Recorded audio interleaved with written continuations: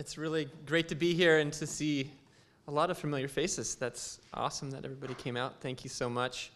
So I'm going to do a little reading and then talk about Hanford a little bit, and then let's do, hopefully we can have a little lively Q&A and bring everybody up to speed on what's going on at Hanford and how it relates to so many other things that we should be discussing as well.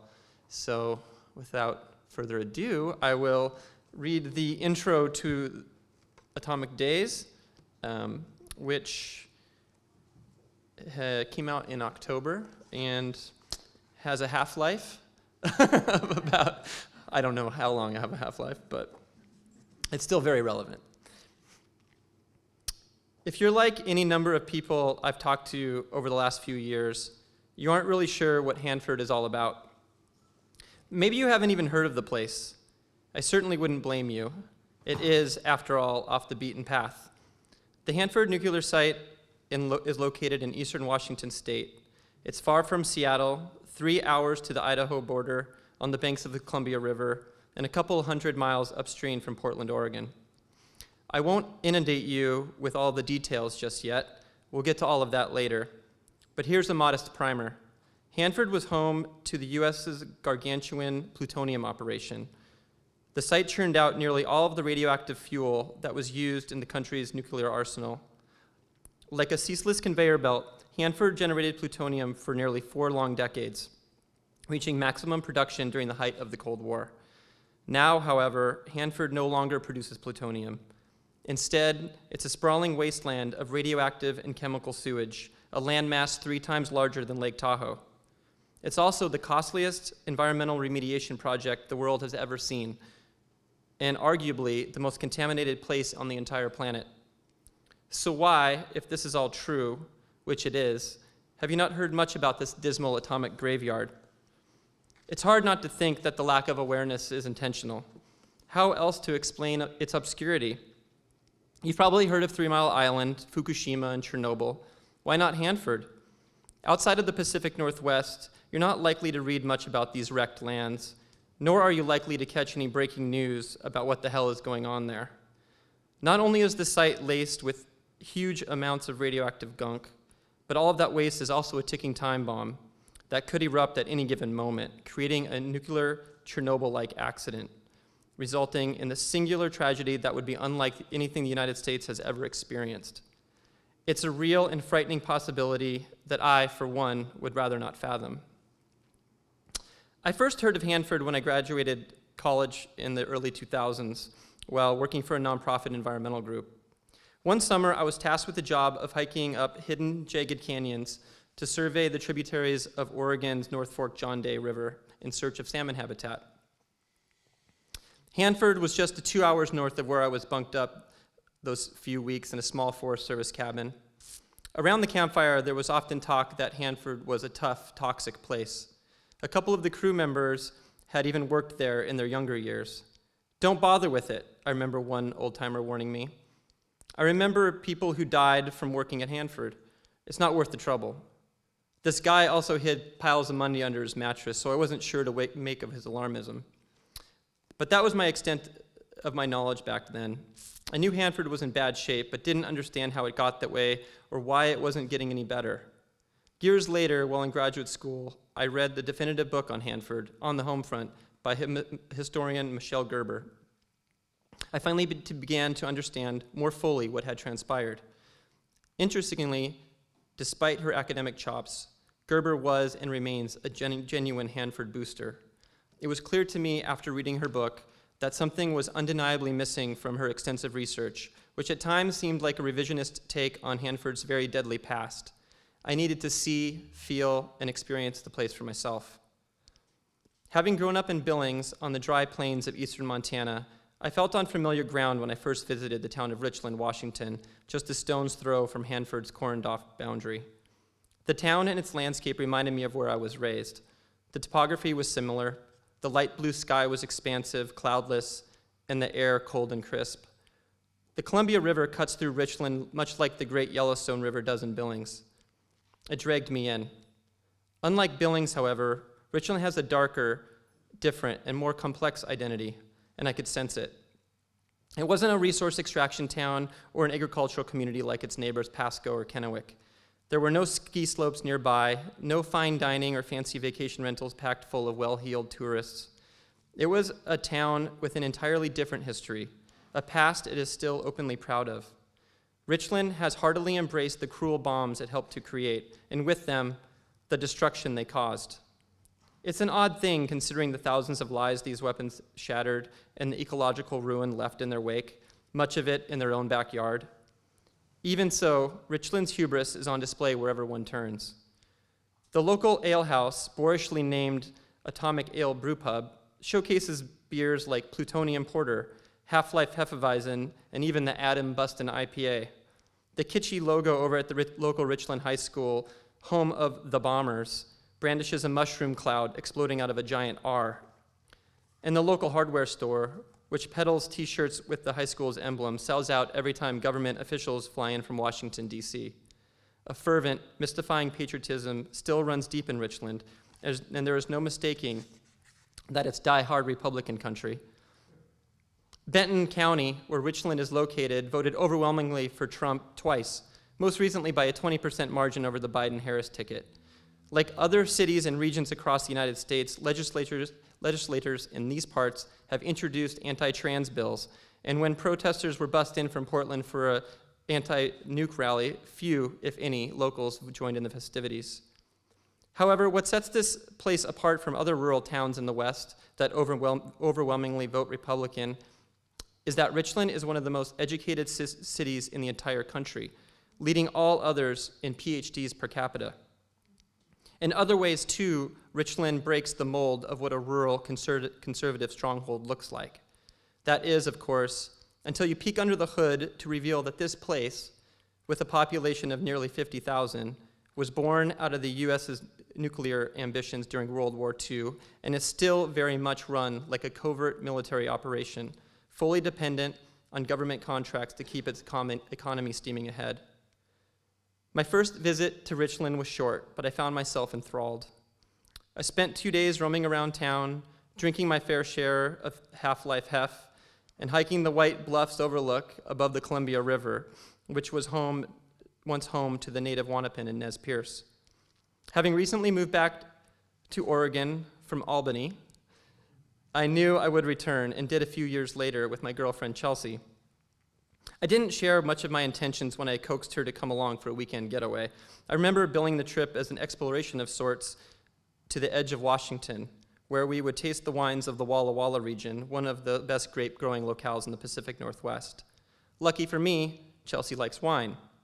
Also lucky for me, Walla Walla is just a short drive to Hanford. I also conveniently forgot to tell her that this excursion was scheduled around the public opening of one of Hanford's oldest and most notorious buildings. At noon on a chilly Saturday in September 2009, Chelsea and I joined a group of mostly elderly tourists. We packed ourselves onto a small bus in Richland to visit Hanford's B reactor, which was designated a National Historic Landmark the year prior. Constructed by DuPont in just 11 months back in the early 1940s, B was the first full-scale plutonium production plant in the entire world. In the summer of 2009, the Department of Energy, along with the help of the Fluor Corporation, provided regular public tours of the reactor, hoping that one day the facility would turn into a twisted national atomic museum of sorts. Not a war memorial, mind you, but a full-fledged celebration of the atomic age. Today, nearly 10,000 tourists visit the B reactor every year. It was the perfect marriage of science and engineering, one of our guides expressed almost tearfully as we crawled on the bus. The brave men who built this left us a history we should never forget. Chelsea glared at me as the man's voice rang out over the crackling of the speakers. She was surely wondering what the hell she signed up for when our little bus parked on a dirt path next to a huge, creepy metallic structure flying an enormous U.S. flag. At that point, she was also probably contemplating her future with a guy like me. The 2-hour tour was fraught with pro-war symbolism, outlandish rhetoric, and crappy, salt-ridden snacks. I remember I was ready for a glass of red wine or that Half-Life Hef. Michelle Gerber, author of On the Home Front, was in attendance that day, clipboard in hand, smiling behind us as some so-and-so explained the details of the reactor. 30 buildings and 20 service facilities were part of B operations, the guy explained. For the last 60 years, you wouldn't have been able to come in here. It was top secret. He was jubilant. But there was no discussion of the disaster Hanford had become over that course of time. There was certainly no moment of silence for the casualties of our atomic bombs. This was, instead, a time to rejoice in the ingenuity and superiority of the US war machine. Here, in the dark depths of the B reactor, I did not feel at home or anywhere near it. I felt a sense of disgust and of urgency. Not long after this trip, Chelsea and I decided to tie the knot. Luckily, the B reactor affair didn't scare her off. The bachelor weekend that followed our engagement wasn't so much a last hurrah as it was an exercise in listless meditation. My good friend and colleague, Jeffrey St. Clair, with whom I co-ed at CounterPunch, convinced me to stuff myself in the front seat of his bright orange inflatable kayak for an adventure of a lifetime, my last taste of freedom. We were to paddle Hanford's section of the Columbia River. Jeff and I didn't partake in any buffoonery, despite a cheap margarita or two at the local Mexican restaurant in Richland. Even though this was technically my bachelor party, we weren't there to party at all. We were on a mission to complete a 50-mile stretch of river in a mere 2 days. The float actually didn't require much work. It allowed for ample downtime as we let the currents of the mighty river propel us downstream, hugging Hanford's border the entire way. For hours, we gazed in a transcendental state at the tattered landscape and occasional coyote, with a fabulous panoramic view of Hanford's ominous buildings that sat scattered along the horizon. It was on this sublime river trip that I decided I needed to learn much more about what was happening out there. While we baked ourselves in the blistering July sun, Jeffrey told me of one courageous and steadfast Hanford advocate, an attorney who lived up in Seattle. Tom Carpenter runs the very best Hanford watchdog organization in the country, with the caveat it's pretty much the only one, Jeff, who for decades has extensively covered regional environmental issues, told me. He sued the pants off of many of Hanford's villains and stood up to the DOE and its contractors more time than I can count. I had to meet Tom. First, I researched his group, Hanford Challenge, and the work they did, which included issuing in-depth reports on all things Hanford, from accidents to misallocation of resources to government fraud and abuse. The group protected whistleblowers and fought to ensure Hanford was a safe place to work. I remember ringing Tom Carpenter one day while on the environmental beat for Seattle Weekly, asking if he had any scoops for a young, hungry journalist. He gave me a polite no, but promised he'd get back to me if something came up. I didn't hear from Tom, but one day, months later, I received a phone call and an email from a feisty union lawyer who told me he had some documents I might be interested in seeing. With funding from the Nation Institute, I ended up writing 2 long investigative pieces for Seattle Weekly and a series of shorter reports on some of the biggest whistleblowers that Hanford had seen in decades. One was a high-ranking DOE scientist named Donald Alexander. Another was a longtime contractor by the name of Walter Tamasitis. It was during those 2 years of research that I learned about what kind of problems Hanford posed, not only to workers or the environment directly around it, but to the entire country as well. I spoke to indigenous activists like Russell Jim, whose lands were stolen to construct this atomic beast, and the lies the government told along the way. I uncovered a history of hostility toward whistleblowers and the horrible dangers workers faced, and have done my best to share their gut-wrenching and wild stories in this book. This isn't to say I have Hanford all figured out. I certainly do not. If anyone tells you they do, they aren't straight shooters. It's an immensely complicated saga, and the Department of Energy, which oversees the cleanup, intentionally makes it difficult to understand what is going on out there. In a world where there was actual, transparent accountability, the DOE would have a fancy website, database, and fat annual reports that detailed the intricacies of the money being spent on the cleanup. They would include flow charts, pie charts, and details about the endless contractors, the workers they employ, the jobs they carry out, and the science behind their decision-making. There would be frequent congressional testimony, citizens' councils, worker councils, and independent oversight committees. But none of this exists in any tangible form. Sure, we know the big numbers, the amount of cash that contractors like Bechtel score. The cost of the cleanup keeps escalating, but the majority of the radioactive sludge still sits right where it's always been. Currently, the DOE estimates the job could run anywhere between $316 to $662 billion. To put this in perspective, their last estimate of 6 years ago was around $110 billion. Today, $2.6 billion is spent annually. That number, despite threats to cut it, continues to grow. Every few years, Bechtel signs another lucrative contract extension with a ballooning bill that we, the taxpayer, cuts. Most recently, the work on one of the most important facilities at Hanford was projected to cost $41 billion. Just 5 years ago, that same work was projected to be only $16 billion. It's hard to keep up. Even with these crazy, ever-changing cost projections, we aren't privy to the inner workings and technicalities of these huge contracts, which would no doubt invite the type of scrutiny they're hoping to avoid. Freedom of Information Act requests that would give journalists and activists insight into the affairs are often denied, with technicalities and issues of national security cited, or, like my own, are totally ignored. The more I've looked into Hanford, the more I've come away frustrated, scratching my head, wondering how it's all come to this.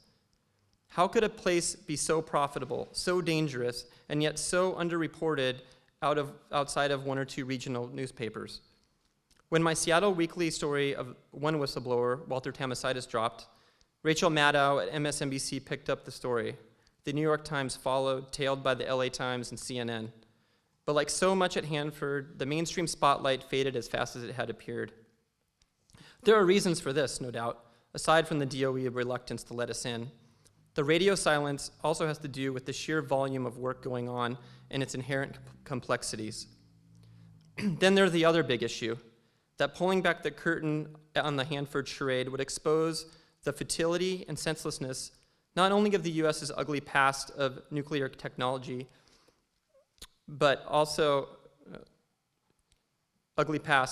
of nuclear technology more generally. If the U.S. public were made aware of the risks posed by Hanford's radioactive waste, we would surely question the validity of resurrecting the noxious nuclear power industry, which is now being heralded as a key weapon, so to speak, in the fight against climate change. As you will read here, atomic power and nuclear weapons, the mining that is needed, the waste they both produce, the native lands they destroy, and the people they exploit go hand in hand. They have a close, symbiotic relationship that is connected at a molecular level. One cannot have an honest discussion about the potential for nuclear power without fully acknowledging the ravages of the Hanford Project. This would be tantamount to debating the future of our dying oceans without bringing up the topic of climate change. My goal with this book is not to provide you with all of the answers or to diminish every aspect of the remediation work currently being carried out at Hanford. Much of it is vitally important. There are incredibly gifted people I know personally who share the same goals many of us have about the site's remediation and future safety. My intentions are sincere, but I am deeply troubled as well. I am terrified by what an accident at Hanford would look like and by the lives and lands that such an incident would forever destroy. I am perplexed by the lack of accountability and angered by the enormous profit margins and corporate influence that plague nearly every aspect of the cleanup.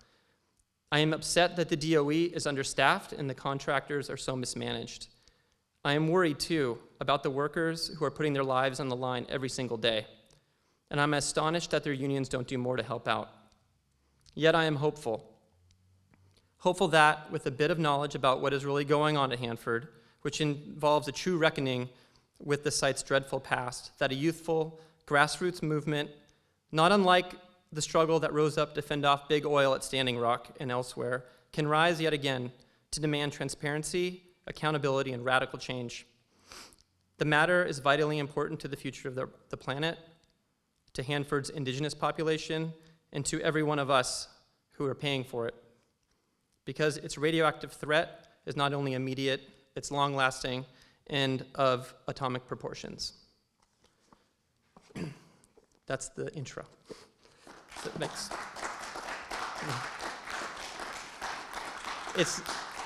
It's weird reading reading something to people. I saw a cartoon recently that's was like a Far Side cartoon where an author is at a podium sitting there silently reading, and it says author reading, and the audience is talking to each other like, I thought he was supposed to be reading out loud. I'm used to reading to myself, not to other people. Hanford, once you really learn about Hanford, it starts to sink in about what the U.S.'s addiction to superiority has done, not only to the entire planet, but to this section of Washington state that was picked to be part of the Manhattan Project. I think about Hanford as, the Cold War is still bubbling in these underground tanks. So how many of you know where Richland, Washington is?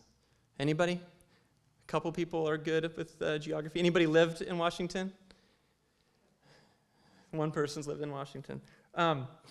So there's a reason why you haven't heard of Richland. That's why, it was picked for that reason. It's far away from civilization in some ways. It was picked along with Los Alamos, and it was in Oak Ridge as one of the locations to develop the atomic bomb.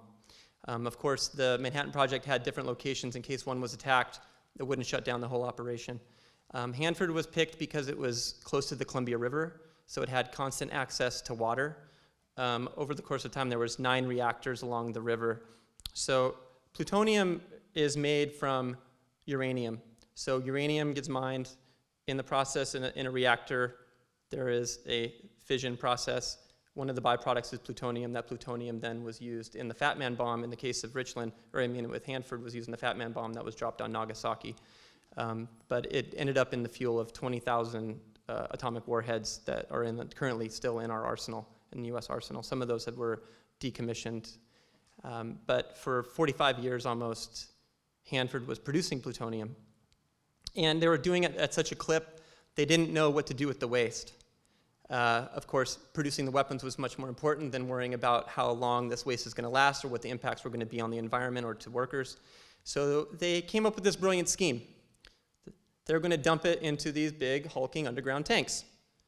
Those tanks, now there are 177 of those tanks. 149 of them are single-shelled, meaning they're basically like a garbage can that are underground only by a couple dozen feet, that are 5 and 6 miles away from the Columbia River, right above groundwater supplies. These tanks were built to only last 20 to 30 years. We're going on now almost 60, in some cases longer. And as I write about, there was been a number of leaks early on in the operation of Hanford that, of course, the U.S. government was not letting the public have access to or privy to the information, because they weren't even allowed to know what was really even going on there. Even workers at Hanford didn't even know that these accidents had happened. There was a number of times when these tanks were literally bubbling over, and they were worried that there was going to be an explosion. Today, there are 55 million gallons of waste sitting in these tanks. There are 2 tanks currently leaking now. The Washington Department of Ecology and the Department of Energy and their contractors don't know what to do about it. They have no answer because they don't have anywhere to take this waste. They don't know what to do with. They have ideas what to do with it, but they're not able to actually execute it.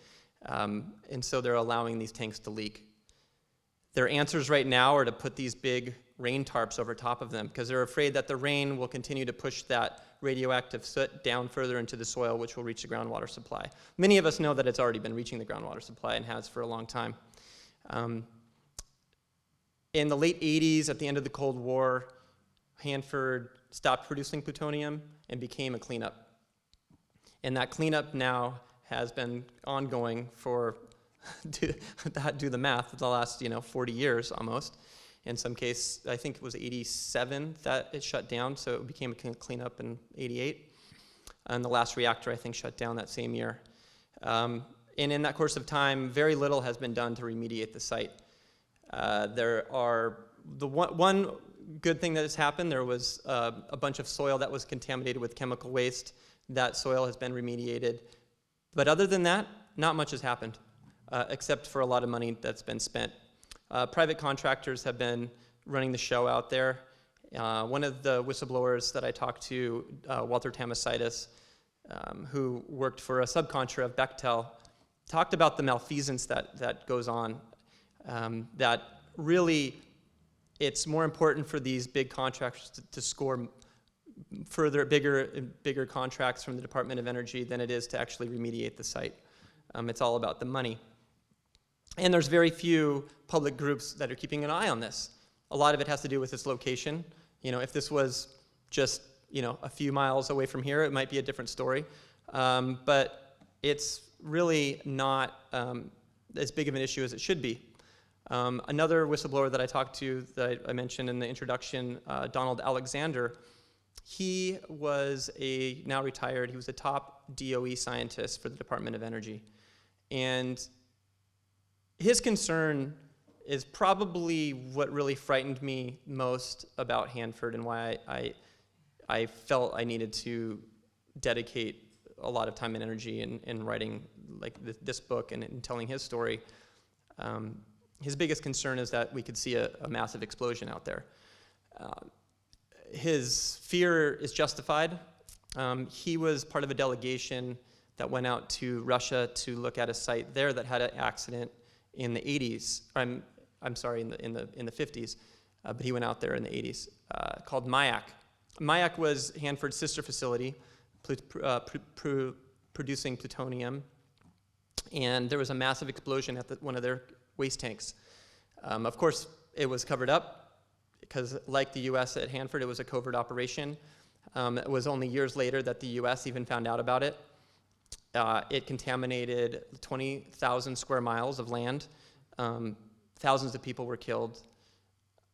In and around that area today, it's still not a good place to live. It's completely contaminated. And he came back after the end of the Cold War. He came back, and after sharing information with the Russians and learning about what they had learned about their remediation troubles and their problems, he came back worried that Hanford, a similar accident could happen there. His big concern at Hanford is that these tanks that are still holding this waste, not only they're leaking, some of them are hot and they're boiling and they're producing hydrogen. And so they consistently, I think there's maybe 12 tanks that still have hydrogen buildup. They have to off-gas these tanks. So it's basically like boiling water on your stove, and you have to, let the heat out. Well, that's what they have to do with this hydrogen. If a spark happens, you could see a massive explosion in one of these tanks. That would spread far and wide, and it would absolutely reach the East Coast. When Mount St. Helens blew, there was ash that had spread all the way, to Washington, D.C., and they found ash in Maine. So we would likely see a similar type of explosion that could release radioactive material that would be, downwind, contaminate farmland. It would contaminate streams. It would contaminate and eliminate towns that are even near Hanford. And I think places like Boise, Idaho would probably be unlivable. And he told me this, and I was scared. I was scared about what potentially could happen out there. And I was wondering why more people haven't heard about this. Why don't we know about this? And that's intentional for a lot of reasons, as I get into in the book. I think that it has a lot to do with our denial about what U.S. militarism has done. It changes the narrative about the Great War. It changes the narrative about the bomb, and it puts pressure on our government to act. With the knowledge about what atomic waste is, so to put it in perspective, the plutonium that's sitting in some of these tanks, there's lots of other chemicals, cesium and strontium and other things that last hundreds of years. Plutonium has a half-life of 24,000 years. So it's radioactive for 250,000 years. That's a really, really long time.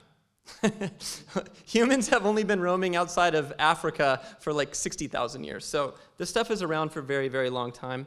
After it goes through the process of being produced, it further can be made into a dirty bomb.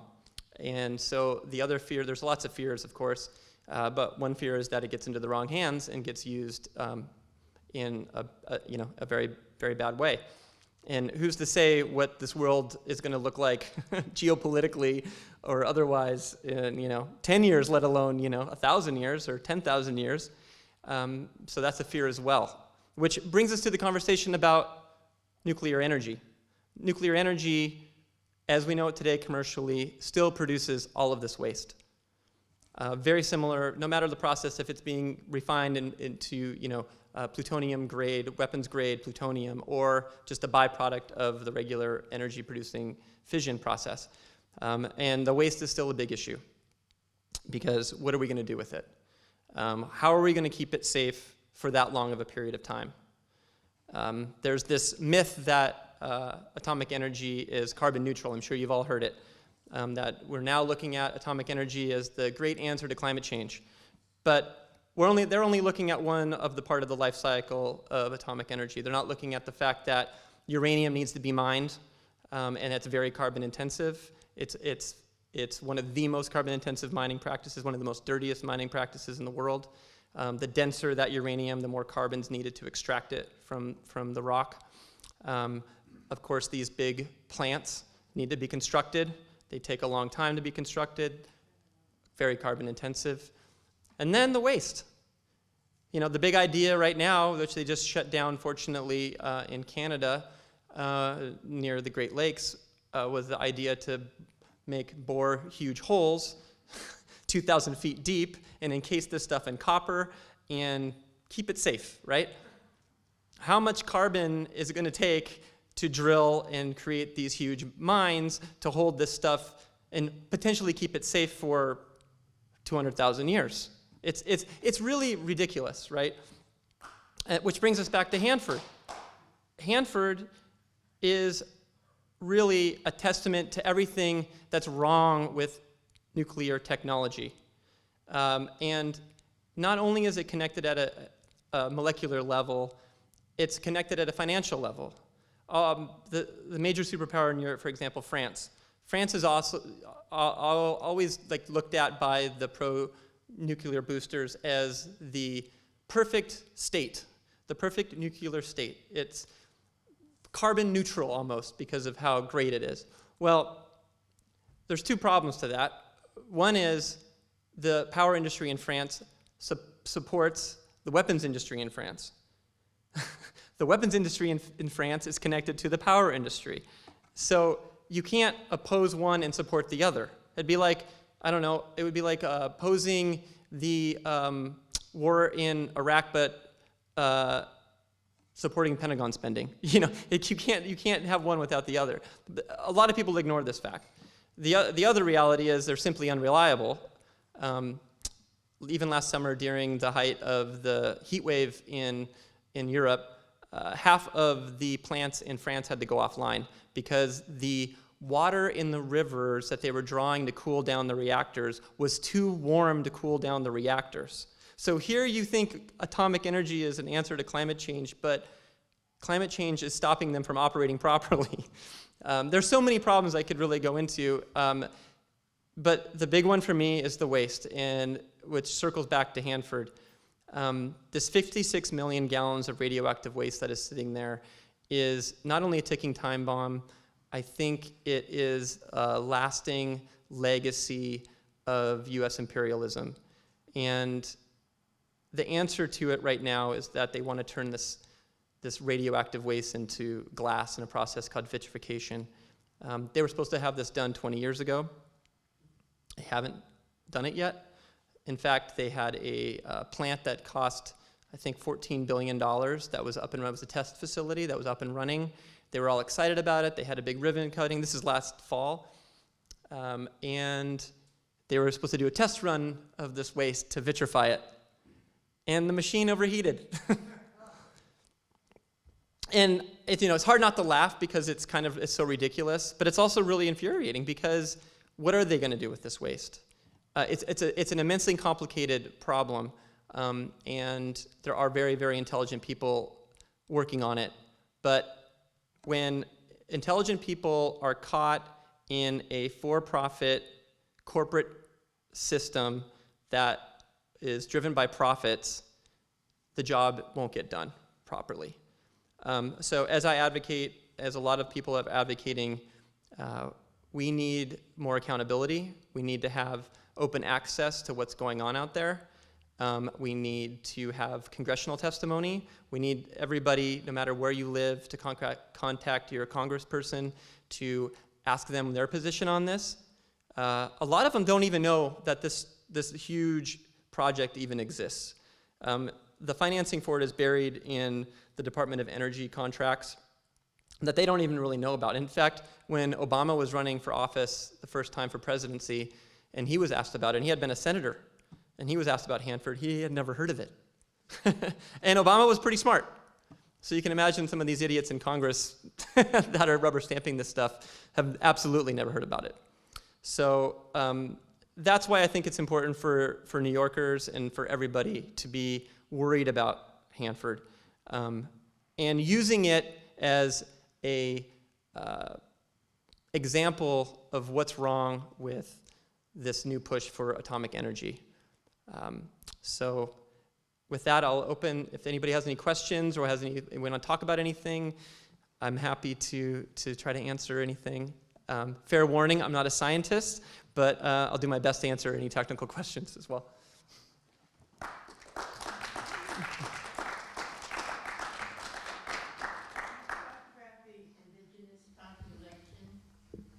Sure. Was this put on indigenous people's land? Yes. So when Hanford was, the question, if people didn't hear it, and Cynthia, if you want to ask it again so people can hear it, go ahead. Okay, you mentioned the indigenous people. Was it deliberately put on the indigenous people's land? And has the indigenous people spoken up to talk about this? And I mean, this is like genocide, in my opinion. Yeah. What are they doing about it? That's a great question. So one of the most active groups working on this issue is actually the Yakima Nation. I dedicate a whole chapter in the book to a guy named Russell Jim, who really, in a lot of ways, was the grandfather of the indigenous rights movement in the state, and worked extensively on Hanford. He dedicated his life to really becoming an advocate for his people and to fighting the government when it came to Hanford. In fact, in the 80s, Hanford was one of the sites that was chosen to become a dumping ground for other radioactive waste in the country. And he literally led the charge to stop that from happening. And in doing so, became a steadfast opponent of the Department of Defense's actions there. He went to Congress, and to this day, no major decision can be made about what's going on at Hanford without the Yakima Nation and indigenous tribes having a seat at the table. It was a huge, huge victory, and it really opened the door and broke down the walls around the secrecy of Hanford. You have to understand, like, this place was operating for that long, 45 years, as a covert military operation. So a lot of what was going on there was not known outside. It was only until after the fact, that we started learning about that. And in fact, Russell Jim, when he was fighting the site from becoming a dumping ground, many lawsuits were filed, FOIA requests were filed, and in that we had a trove of documents, tens and tens of thousands of pages of documents, detailing the history of what the government was doing there. It was because of Russell Jim, really, that we learned about the Green Run. The Green Run was an incident in 1949 where the government intentionally released radioactive iodine-131 to see, there's different theories about why they did it, whether they wanted to see how it would test for, if they were doing a biological weapon or a radioactive weapon, or how an atomic explosion might spread. Regardless, they intentionally released this radioactive material unwittingly on the community, and to see what kind of, maybe how well their devices to test this stuff were, or maybe to see what kind of impact it was going to have. That was one of the few things that we learned because of him, that the U.S. government was doing these experiments on unwitting human subjects. And the reason they called it green is because they released it before the iodine was cooled down. So typically they would wait, I think it was something like 30 days. In this case, they only waited like a week, and they released this highly radioactive iodine-131 into the atmosphere, into the air. He also talked a lot about what those kind of experiments, and I'm sure there was others that we don't know about, that likely led to a lot of higher cancer rates on the reservation, higher rates of thyroid cancer, higher, arthritis. To just briefly get in, not to get into the real technical stuff about what radioactivity does to the body, but cesium, for example, and plutonium, it builds up in your muscle and it calcifies into your bones. So it takes a while, it bioaccumulates, so the longer you're exposed to it, the more you're exposed to it, the more it builds up, and the more problems that you develop. So you might be 45 years old and have rheumatoid arthritis, or you can't walk and you're developing thyroid cancer, just because of where you live and because of Hanford in this case. But these kind of instances are all over the place. But yes, the indigenous population today is one of the most active in fighting for transparency at Hanford. If anyone else has questions, if you wouldn't mind just coming up to the mic so that we can all hear clearly your question, and so that we can include it in our video as well.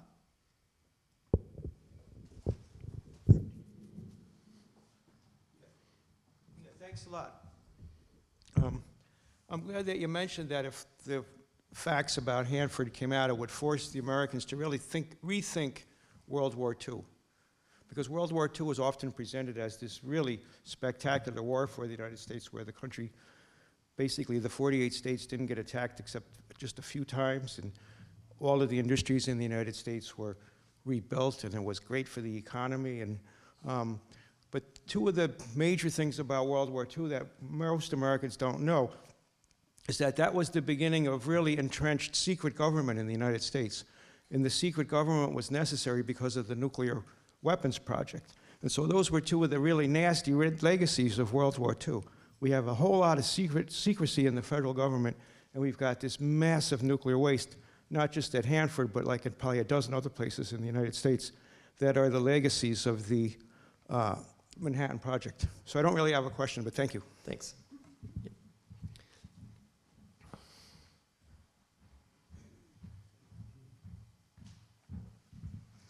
Hey, you had mentioned that, despite claims that these tanks were holding steady, that, there had already been liquids released into the environment and into the water table. So I'm wondering if you can go into a little bit of detail about how you know that. Also, I have cousins that live in Yakima, and I just looked them up to see how close that is, and it's basically an hour and 15 minutes by car. So I'm wondering whether the stuff, the contaminants from this place are only in liquid form, or are they also in the form of dust or other things like that? That's a good question. So to answer your first question, we know about the contamination of the Columbia River because the government during the operation of Hanford was monitoring it. They were monitoring all the way to the mouth of the Columbia River, where they were finding fish that were radioactive. Suckerfish and other fish that were in the river itself, especially bottom-feeding fish, were highly contaminated in the river. In fact, I think at one point, when the site was active, they were finding fish that had 4 or 5 times the legal recommendation for radioactivity. And to go back to the indigenous issue, just downstream from Hanford was an area called Celilo Falls that ended up being flooded out because of a dam that was built upstream called the Dalles Dam. So salmon for millennia had been the sustenance of the Northwest tribes. So here we flood their fishing grounds, which was Celilo Falls, and then we poison the fish that they're eating. So Hanford is really just it's really the nucleus of everything that's wrong with American exceptionalism. But to go back to your point or your question about the monitoring, even today with the testing of animals that live on the reservation, there's lots of deer, other animals. They're showing high rates of radioactivity as well. Cesium, for example, ends up in dust form. It'll go into the soil, and then it grows into the plants. The plants get eaten up the food chain. So everything, the radioactivity basically follows the entire ecosystem. It's similar to what they're finding in Fukushima. Of course, they found it in Chernobyl and other places that have high contamination rates. But it's happening at Hanford, absolutely. But there's not enough monitoring going on. Have they done any testing of, because I know that Yakima and that whole high desert region is a big agricultural source of things like apples and other stuff like that. Have they tested in that kind of market? The EPA does not test in that market, no. And I think there's a lot of pushback from local farmers. They don't want, as good as the wine is in the Walla Walla region, I do worry about the wine. But it might be a little bit out of the zone. But if there were to be some kind of accident there, for instance, even if this waste that's leaking out of these tanks now does make its way quickly to the Columbia River feeds, tens of thousands of Northwest farms. It's the Columbia River. There's dozens of commercial fisheries along the river. I mean, it will decimate we don't have to have a massive explosion for it to decimate the Pacific Northwest and its economy, which would likely, domino effect across the country and the world. I mean, it doesn't take much for that kind of fear, right, to set in. We saw that with this, a bank like 2 weeks ago, that all of a sudden the global financial markets like, oh my God. Imagine if there's like a really crazy, turmoil in the economy of the Northwest. And you had another question that I'm spacing on. Maybe that was it. But just the types of waste that are out there. It's not all in liquid form. No, a lot of it is dried. But in the 80s, they tried to make these tanks safer. They've known about these being a problem. I mean, in the 60s and 70s, there were engineers and scientists that were literally like sending distress letters to the atomic agency saying, we need more tanks, we're running out of space, and these ones are old, that are already falling apart. So they knew that these were a kind of a temporary solution to a problem that didn't have an answer, unfortunately. And today they still don't have an answer for it. But in that process of creating all of this waste, they pulled out the strontium and the cesium and they encased it into these cylinders that are currently sitting in pools of water to try to keep them cool. And it's glowing blue because that's how radioactive this stuff is. And there's a big fear. The whole area is in a an earthquake zone. A fear, of course, that if an earthquake strikes, that this big building that's holding these big canisters of highly radioactive waste could, have some kind of accident. So there's liquid waste, there's dry waste, and then there's tons and tons and tons of chemical waste. They dumped billions of gallons of chemical waste directly into the soil. This wasn't as highly radioactive as plutonium, right? So it's not as virulent. So let's just put it in the soil. Some of that has been remediated. Much of it hasn't. Some of it's impossible to remediate, I think. Kind of like the DDT off the coast of California that they're beginning to really uncover. It's frightening. And then of course you have vapors. A lot of the workers that end up getting sick out at Hanford are working in the tank farms. The tank farm is where what we call all of these, the 177 tanks that are constantly off-gassing. This off-gas is highly radioactive. You can't even see it. A lot of times they get exposed to this stuff, and the only reason they know that they're exposed to this stuff is because they fell over and have bloody noses. And of course, years and years of working in these types of environments without proper respiratory protection, which a lot of them were never provided or knew about that they needed, end up having lifetime problems. Degenerative brain diseases, cancers, lung problems. So every type of bad shit exists out there. From the most radioactive stuff on the planet to just plain old nasty chemical waste. So it's really, really, really bad. Pretty uplifting, right? I have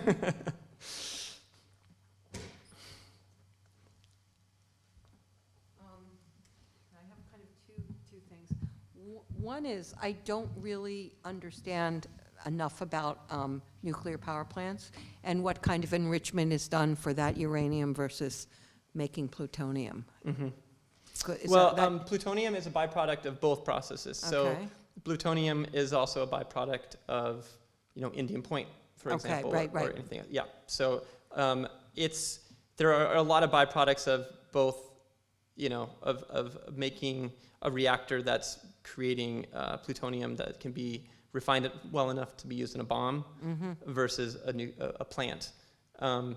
Now, but by the time that plutonium is produced, even in a regular commercial plant, most of the work's already been done, right? So you could be a rogue state or a terrorist group that got your hands on that kind of plutonium and still utilize it for a dirty bomb.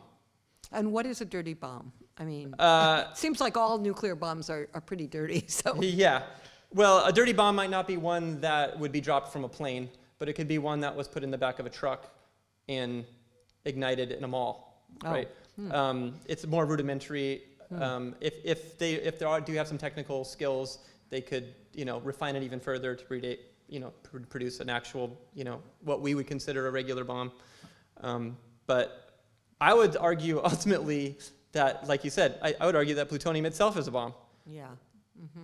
So the other thing, I've been really kind of studying PFAS and becoming an activist on that issue. And I recently read that, I can't remember which, the first use of Teflon was in Tennessee, at the Manhattan Project. And I was Yeah. interested that DuPont was, and the Fluor Yeah. Corporation, is there that connection, or is that At not known? Hanford? Yeah. Yeah, so DuPont this sort of like contractor world has existed for a very long time. Sure. DuPont was the company that was contracted to build the B reactor, the reactor that I talked about going on a trip with. The first plutonium reactor was actually built by DuPont. Ah, So there was always this crossover between government and the scientific corporate world as well. The revolving door has always been there. So that's why you see that down at Oak Ridge or other places. yeah, and Oak Ridge is yeah. what I meant, yeah. And the Fluor Corporation? And the Fluor Corporation, the same thing as DuPont. I mean, fluorine, yes. Correct. Yes. Yep. Okay. Yeah, and then now, with Bechtel being the cleanup, right? Yeah, right. There's only a few of these types of big government contractor or Yeah, companies yeah, that, yeah. and they're a private company with no public accountability. No, they always they've reaped the spoils of U.S. ventures all over the globe, dating back to the Iranian Revolution in the 50s. I mean, they're always trailing the U.S. government wherever it is, as well as here at home, reaping the spoils. So, Bechtel's a big problem, and they've been reprimanded numerous times, not only by the Department of Energy, but the Government Accountability Office. But they continue to get contract renewals because they're kind of the only game in town. Right, right. And one of the things that Dr. Donald Alexander really warned me about, he's like, we just don't have the technical staff for the Department of Energy that's supposed to be overseeing this stuff to control it. So they run the show. I mean, it's kind of like, not having any teachers in the building. And so it's that's one of the biggest problems, I think, is the underfunding, which Trump did further when it came to the Department of Energy, and now we just completely haven't built the Department of Energy back up. The EPA was gutted as well under Trump. I think Hasn't built back this up. pattern is extensive. It's certainly Yeah. in the DEC in New York. Oh, absolutely. They just, okay, do your form. Okay, fine, we got the form. Now Yep. go do whatever you're doing. Thank you. Yeah, but the costs keep going up, Yeah. right? So that's what's kind of mind-boggling.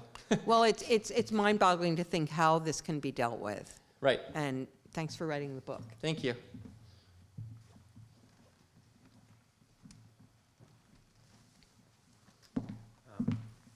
I have two quick questions. One, after reading your book, that's stuck in my mind. Is the half-life half any good? No, it's not that good. I think the second more serious one is you call out Monbiot and Bhaskar Sankara for being kind of nuclear boosters, and I wonder, why is there this illusion on parts of the left that nuclear is safe or an answer for climate change? I'm just curious what you think. You know, I think that there is a rightful and concerning reality that we're facing with climate change. And I think that for some people, it's easier to think about an easy technological fix to a problem that is ingrained. It's much more complicated to think about it as a problem that's ingrained in a capitalistic, corporate-driven problem that's been, you know, something that's more intertwined in the fossil fuels than it is in just like finding this really simple solution that can replace coal and natural gas and simply replace it with nuclear instead of dismantling the whole system and understanding that this is systemic in nature. So I think one of it is just looking at it too simplistically. I think another one is really not understanding the intricacies of what goes into atomic energy in general. They look at this, all these new advances, right? Oh, modular, but all these technological fixes have been around. They've been trying to work on these things for decades, and they don't work out. Meanwhile, they're pouring billions and millions of dollars into this research, but we're running out of time. Yeah. Even if, and I tell this to boosters of atomic energy all the time, I say, well, even if all of the things that you say are true, that we shouldn't worry about the waste, that it is carbon neutral, that it's totally safe, right? There's never going to be an accident. Even if all of that is true, which of course none of that is true, it's not going to happen in time. Yeah. So I don't understand how they think it's okay to waste time promoting this shit when we have technological fixes that can help mitigate. They're not the answer, and they have problems, but none of them pose the same problems. You know, solar doesn't pose the same problem. Wind doesn't pose the same problem. They have their own problems, but none of them are going to last 250,000 years. So it just really seems strange that people like Monbiot and Sankara, who are not stupid, are pushing this. Yeah. So I think Sankara is, for people that don't know who we're talking about, he was the founder of Jacobin magazine. He's well known in New York activist circles, and is a big booster of nuclear energy, and I think has distorted the reality of how much risk we face with it. Unfortunately, it's infected a lot of progressive people, and I think the people that it's infected are probably the ones that we need to worry about. But I think a lot of it's just naivete. I think that a lot of it's looking and having the simple answer.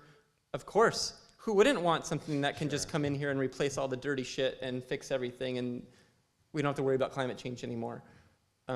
not having the hard talk about degrowth, or, I mean, Sankara, you would think would be talking about eco-socialism, but not necessarily. No, but they're all pro-growth. Yeah. They don't want to sacrifice, and they don't really believe that, they don't understand exploitation. In fact, they don't think they really respect workers in the end, at least in the atomic industry. Yeah.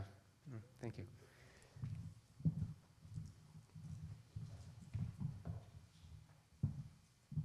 Well, I think I'll just follow up on that. I'm not sure there's answers to these questions, but I'm curious about your previous life, or maybe your current life as a political activist, how it relates to this question, because it happens locally too. We have a toxic waste incinerator in the middle of a residential neighborhood a mile from downtown Troy. You don't need to be an expert to know that that's a bad idea. You have the state's largest C&D waste dump is next to the Rensselaer City School District, literally a few hundred yards away from it. Cement plants that are next to schools. I mean, all over the place, people are doing things that are clearly bad ideas. Don't need to have advanced degrees, just common sense. With, the scale of Hanford, it just takes this argument, You're talking about tens of thousands of years of problems for future generations when, as you say, we can't predict what's happening in 10. Right. As organizers, how can we move people to act in their own self-interest? To convince them that these are just bad ideas. You don't need more experts from the East Coast or the West Coast, or just look at the reality of what's going on. How can we get them to support, across political lines, good ideas, things that are going to make their neighborhoods better, their kids safer, their own lives longer, healthier? I think that's a complicated question, and thanks for asking it. I think as individuals, we all maybe have different skill sets that we can bring to something like an incinerator that's, upwind from us. I think in the case of something like Hanford, our best examples lie in history and looking at movements that have been successful. I think that's really how we can maybe tailor our own new sort of reality and our new way of trying to deal with these things. For me, I look at Standing Rock as a beautiful example of bringing together, obviously it was centered around indigenous rights, but it brought together workers, it brought together environmentalists, it brought together farmers. And the broader the spectrum of the people that you can bring together around an issue, the more likelihood that issue is going to get the attention it deserves. I think that we tend to operate, especially on the left or in progressive circles, in bubbles. I think it is really easy to not go talk to people because you think they might not care or they might not have the time to concern, and maybe they don't. But it's really easy just to be in our own little worlds, and very rarely do movements happen in bubbles. They always happen when it becomes a mass movement, whether we're talking about the civil rights movement or we're talking about any big women's movement, any movement. It sometimes takes years and decades, but it ultimately takes a broad coalition. I mean, isn't it crazy when you think about that Nixon was the one who perhaps was, when it comes to OSHA, the EPA, perhaps one of the most progressive presidents we've had, right? But he didn't do that because he was, forward thinking, or that Ralph Nader had his ear. He did it because there was pressure. He also did it in response to the anti-war movement in Vietnam, but he did it because there was pressure. He did it because a broad coalition of people were concerned about their health. They were concerned about the environment. And I think that's how we should lay the blueprints for any kind of actions that we're doing. Because when we operate in a bubble, or when we talk over people's heads and we don't bring it down to earth, we don't talk about the bare bones of like how bad this stuff is or what it's doing to our health, it gets lost, right? And I think it does get harder and harder with the amount of information that we have access to, and we have this quick 24-hour news cycle. We have Twitter and, well, maybe we won't have some of our social media pretty soon. But, the TikTok world is a world that I don't understand, but I think that it is a useful tool, perhaps, in some, to reach a younger generation. So, I'm getting older. We all we need to also garner the energy of the grassroots, the youth movement, and the youth, especially on climate change, are way ahead of us. They understand that they are inheriting a world that is falling apart. So, harnessing that energy and broadening our coalitions, I think, is really, really important. And I don't know if that answers your question, but in the case of Hanford, I think the first, because it's so complex, yet so simple, right? I think the first order of business is just educating people and talking about it and saying, have you heard of Hanford? Do you know about this place? Because I think then it leads to other conversations that we need to start having about much, more topics about atomic energy and about war and about waste. And so it's like a gateway, I guess. But, and I think it leads to a conversation about local incinerators and other things, because it brought, then you start learning about waste in general and how it can harm your health. And I think people, there's problems in everybody's backyard. So, maybe this can be an impetus to have those conversations. Does that end on a good note? Oh, Russell has a question. Yeah, and a couple of comments too. With Nixon, even though he was popular with a certain segment, and in '72, killed McGovern, he really was on the ropes in a lot of ways. There were demonstrations in Washington all the time, and that affected him. So he gave because he kind of had to. Absolutely. People pushed him, and that's the same with FDR. Other people pushed Social Security and other programs, and he did it to save capitalism. He was the savior. My grandfather, who was a communist, hated FDR because he saved capitalism. But in order to do that, he had to give.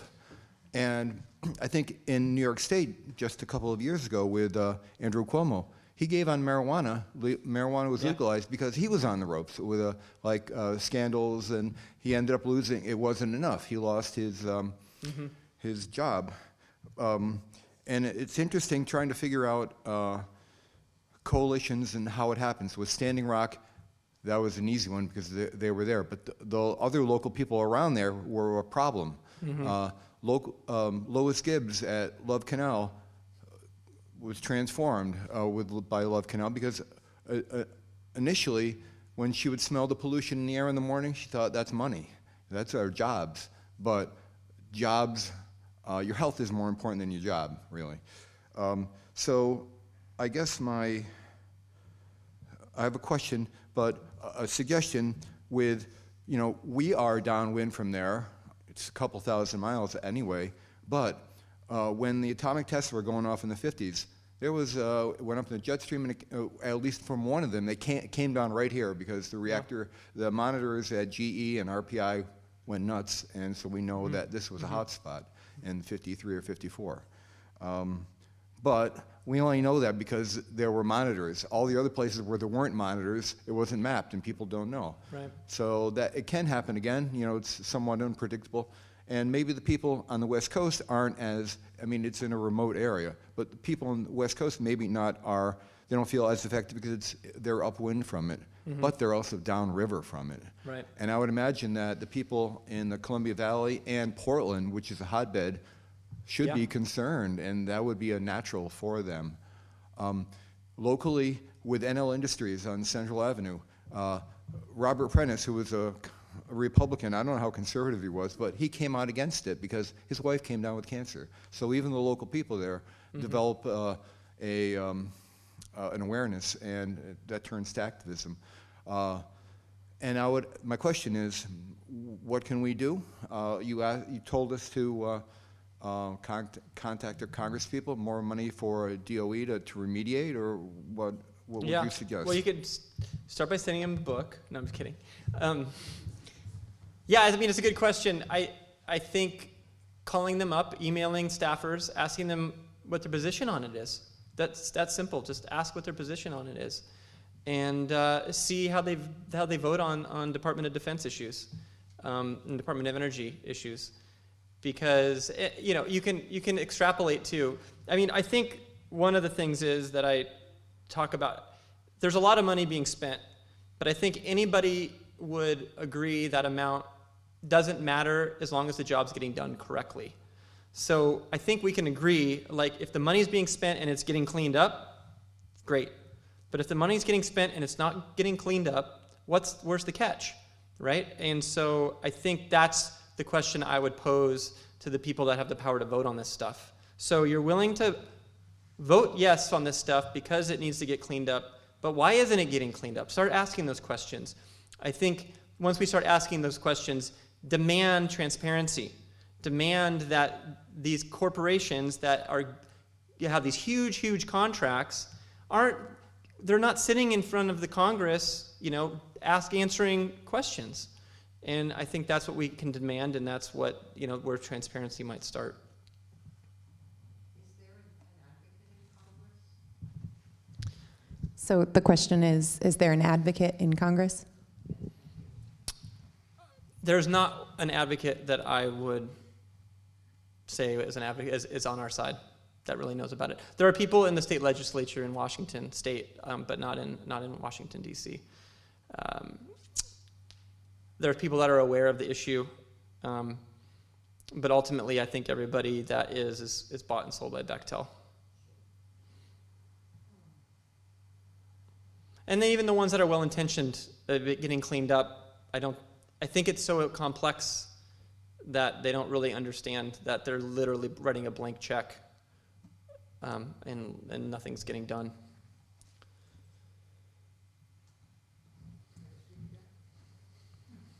I don't want to play ahead of anybody, but I used to work a lot against nuclear power, and I used to talk to a lot of anti-nuclear people, and many of us were in agreement that one of the big mistakes that the nuclear power industry makes is they talk about disposing of nuclear waste, the high-level waste, the really dangerous stuff. And I think that's a mistake. I think that we should be advocating that they should try to store it in as safe a way as they can, and they should forget about disposing, because how can you dispose of something that's going to be lethal for like 10,000 years or something? You can't just put it in a rock formation and expect it's not going to change in 10,000 years. You may just have to put it in a container that's going to last 50 or 100 years, and then the people who are alive in 50 years, they're just going to have to recontainerize it, and they're just going to have to keep doing that virtually forever. That, Right. you know, that there's no disposal to some things. That's a good point. And I think that's, I think one of the things is that speaking about movements, the anti-nuke movement, arguably after the civil rights movement and after the anti-Vietnam War movement, was probably the most successful social movement in this country. They essentially put the brakes on hundreds and hundreds of plants. Of course, they were helped out, unfortunately, helped out by Chernobyl happening, but there were great actions by the Abalone Coalition and others that shut down plants. The last plant to go online in California was Diablo, but they stopped a number of other plants from being made there. So there was a huge success in that. And I think because there was success, because there haven't been a lot of new plants that have been built in this country, a lot of people don't understand the problems that go along with. It's like we thought we won that. won that victory, and then now it's being heralded as an answer to climate change. And I think it's really, very simply put, atomic energy essentially is just a way to boil water. Just like a coal plant, just like natural gas. That's all it's doing, which is crazy. It's just absolutely crazy that you're going to use this kind of technology to literally just boil water, take that heat, turn it into energy to heat our homes. I mean, it's baffling. And it's complicated too. I mean, I think everybody can understand when we burn coal, it pollutes, bad. But there is a problem obviously with atomic energy as well. And trying to simplify it, I think, is really important so that people can grasp that, the complex things really simply are just that it creates waste. Maybe it doesn't create CO2 when it's, in the fission process, but it creates these other wastes that last a millennia, way past our lifetimes, and can be a problem, will be a problem forever. So I hope that you're correct. I hope that we could store this stuff safely, but I don't think we can. I don't think that there's an answer to it. Well, there may not be an answer to what's at Hanford. Yeah, but even the plants that have been shut down. I mean, you look at San Onofre, you look at these other places. A lot of the waste that they have, disposed of, they've taken to Rocky Flats in Colorado, and now Rocky Flats is like this radioactive wasteland. But like south of where I live is San Onofre, and they shut down that plant.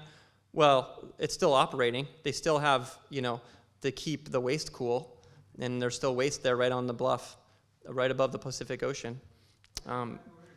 Yeah, so I mean, and that's just one example of many that ultimately they don't really have an answer for where to put this stuff. Because who wants it in their backyard, right? Thanks so much, everybody, for coming out, and thanks for the sanctuary for hosting, and it's so good to see familiar faces and have an excuse to come back to the Capital Region. So don't be strangers, and thank you. everybody.